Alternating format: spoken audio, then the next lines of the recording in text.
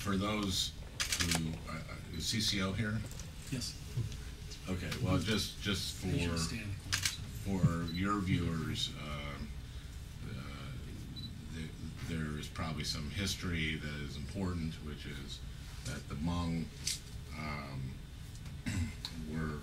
fought with us during the war in Southeast Asia, and were our allies, and that there are probably a few thousand fewer American names on the Vietnam Memorial in Washington because of the efforts of Hmong warriors who fought very bravely during that time. And we have, of course, between 45 and 50,000 Hmong refugees who are here in Minnesota, who are Hmong Americans, Hmong Minnesotans. They're my constituents, so I was doing, and many of them have friends and relatives who are in this village. So my job, as I see it, is to make sure that these folks are safe. And I do know that we do have the cell phones of some of the people in the village, just because I've expressed my concern of not getting full access. We have no reason at all to believe there's been mistreatment, but we wanted the Lao government to know that we have our eye on them, and we're not going to take our eye off. And to that end, when the foreign minister, Sithaleth, from the highest ranking Lao official to come to the United States since 1975, came to Washington, I met with him. He met with Hillary Clinton, directly told Hillary of all the details of my trip and all my concerns. She raised them, as I did, with the foreign minister. He's also the deputy prime minister. And what I believe is that we are in a very good position to make sure that the Hmong that are there are treated well, because I think we made it very clear that it is in the interest of the Lao government to do so. We don't have many carrots, but we have some, I mean, we don't have any sticks, rather. We don't have many sticks because we don't give that much aid to Laos. We do give aid to help them get rid of unexploded ordnance, which is an actual tragic legacy of the war. We had cluster bombs during the war there,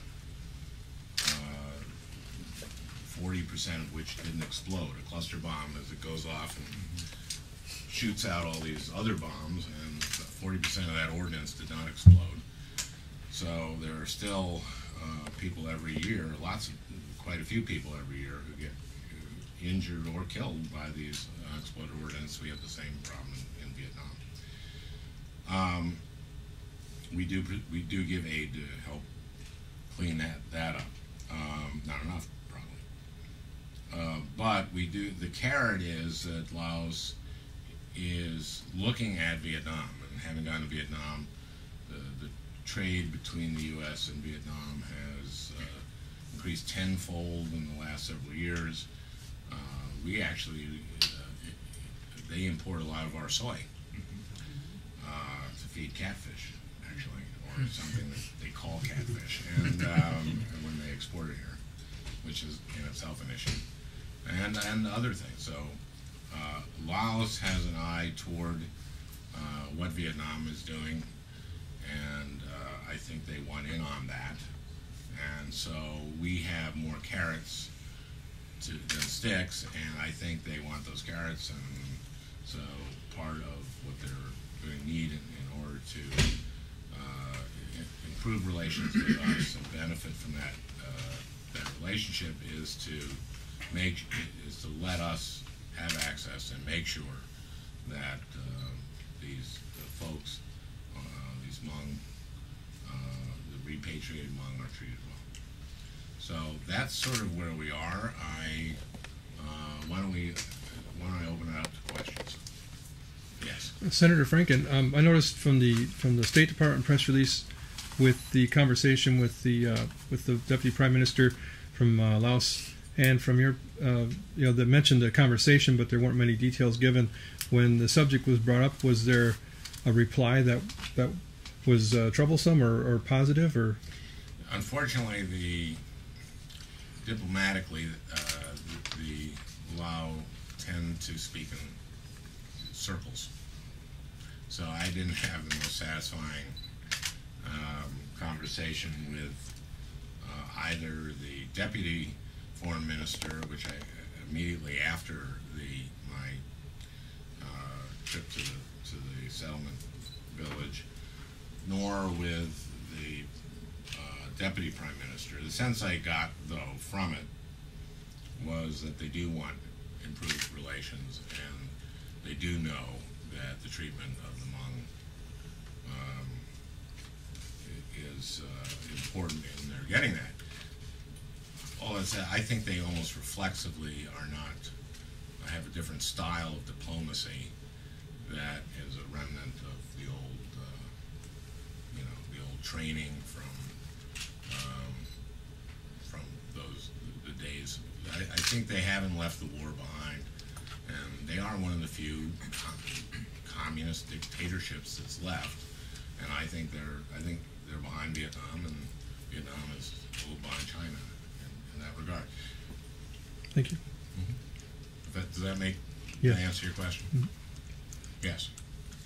Senator, the Laotian general you mentioned, I know you don't want to mention his name, is that General Bun Chien?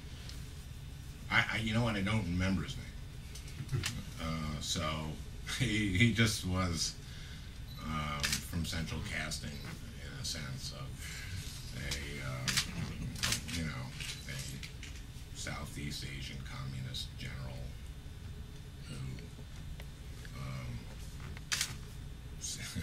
who would laugh when he was uncomfortable. and it was I met some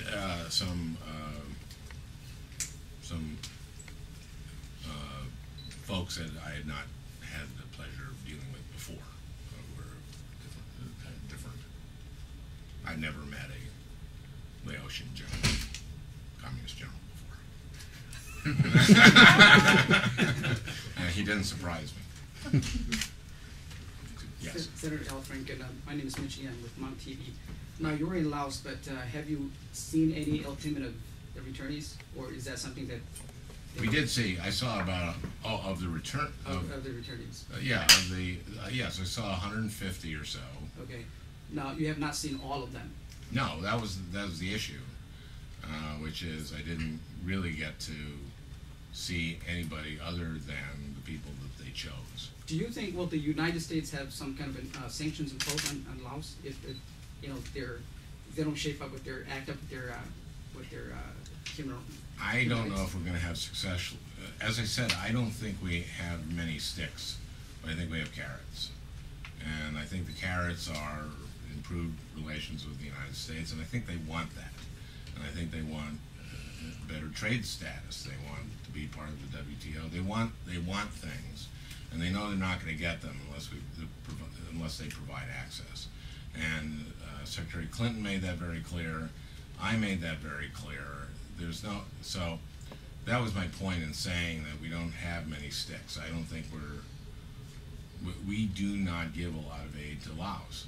My last question is, do you think the Laotian government is trying to kind of sugarcoat everything to make it look good and sound good to the outside? Yeah, of course. I mean, I think that is their modus operandi. I think that even, I think that, again, I wasn't satisfied with my access, but I don't think anything terrible is going on. I just think this is the way they operate. And so as I said, we have, I kind of followed the ambassador's lead at a certain point when,